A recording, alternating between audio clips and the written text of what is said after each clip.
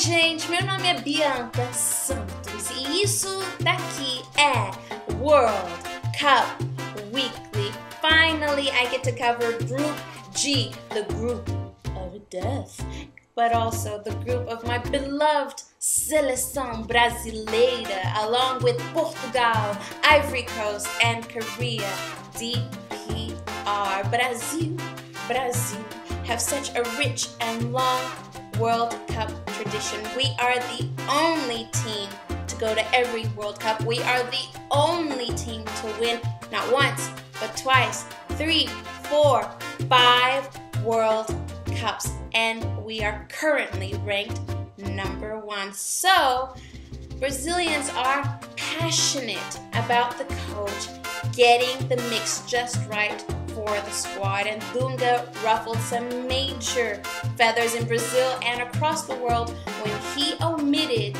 two-time FIFA Player of the Year Ronaldinho Gaúcho along with Adriano. I would just like to say a big I told you so when I vlogged about the friendly between Brazil and Ireland that Robinho, along with Ronaldinho Gaúcho, and Adriano didn't deserve to be at World Cup, and Dunga agreed with me 3 out of 4. Ain't bad.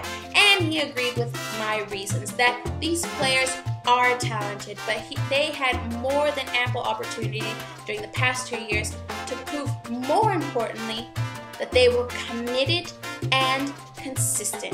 Ronaldinho Gaúcho isn't consistent. He's on, he's off. He's on, he's off. Adriano's off-field drama always affects his on-field game, so he's not committed. Ronaldo hasn't been in peak form, I don't know since when. And Robinho, well, I still think he is a cherry picker, but Dunga has made the right call. This team has won the Copa América. This team has won the Confederations Cup. And se Deus quiser, they win their Hexa, their 6th World Cup title in South Africa. But Ronaldinho, of course, couldn't let Dunga have the last word. And he says that while he's disappointed, he respects the coach's decision, but now he's focused on 2014 in Brazil. Come on, let's be real. If he couldn't keep it together now at the age of 30, will he really be able to do it 4 years from now?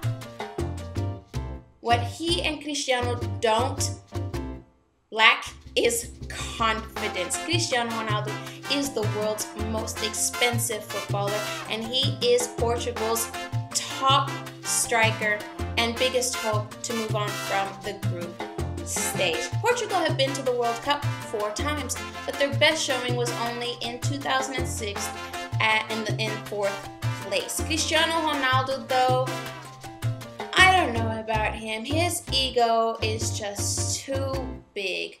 At Real Madrid, he wasn't able to win the La Liga championship. So what does he say? He says, "Oh, you didn't get the memo? I was saving all my goals for World Cup."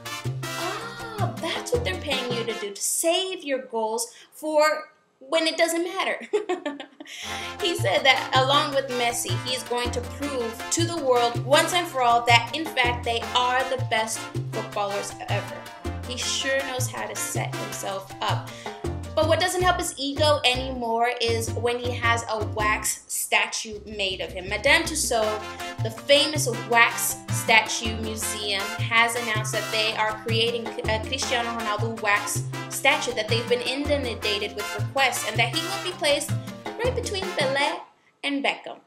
And if that weren't enough, he's then featured on the cover of Vanity Fair alongside Didier Drogba, who will be his competition in Group G. Didier Drogba has won the Premier League with Chelsea, so he brings invaluable experience to Ivory Coast. Ivory Coast, though, has only ever been to 1 World Cup, and that was in 2006, so they don't have a lot of World Cup experience, and I think it does make a difference. I'm a big believer in the underdog, so I will hope that Ivory Coast can pull an upset against Portugal and Korea, and maybe being in Africa with the support of the African nations, they can pull it through. But I don't know if you can rest all of your hopes and dreams on one player. Let's see what they can do. And Korea DPR were there a little bit of an enigma. Their last World Cup appearance was in 1966, their first, but when people underestimated them, they were in for a big surprise, riding one of the biggest World Cup upsets. So, do not underestimate Korea. They play a very defensive game, and that means when you have a lot of flair or have a lot of creativity or take a lot of chances, sometimes you pay the biggest prices because they are very good on the counterattack. So in this group, of course, I will be cheering for Brazil to move on from the group. I think they have what it takes to win the World Cup, much less move on from the group stage. But for second place, it's a very difficult choice. I am going to go with Ivory Coast.